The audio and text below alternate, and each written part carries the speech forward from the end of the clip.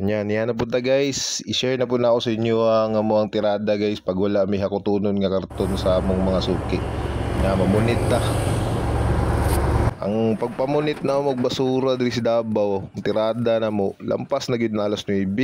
Kay lisod po gayog mag-una-una mi kay makadungag-dungag mi sa traffic. Ya, mao ni, nainay ra tag pamunit. Sugod na nagamay ra pero ayog kabalaka kay managhan ra na. Ya. Ang atuwa pong tirada para di pud mga suko ning atuwang mga migo, mga senro.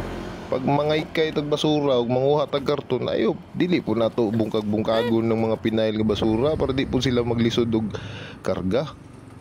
Ya dira. Mao po niya mong tirada guys ba. Ngao, manguha mi karton sa mga convenience store.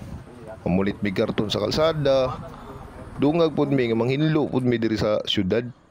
Isa pa ganahan po kaayo ang mga convenience store, drugstore nga mamili og karton kay sudlan man nilag basura.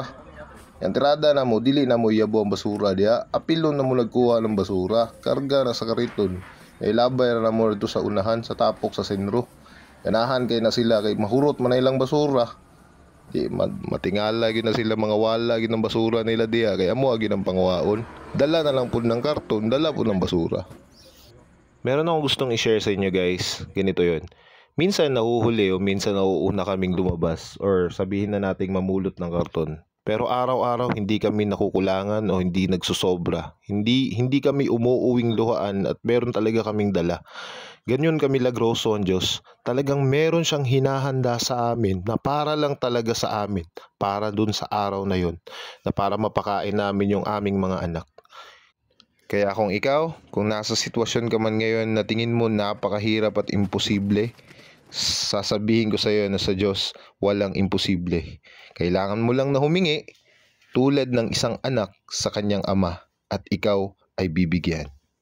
Hallelujah! Maayo gayud ang Ginoo. Always remember, you are not a waste. Shalom. God bless.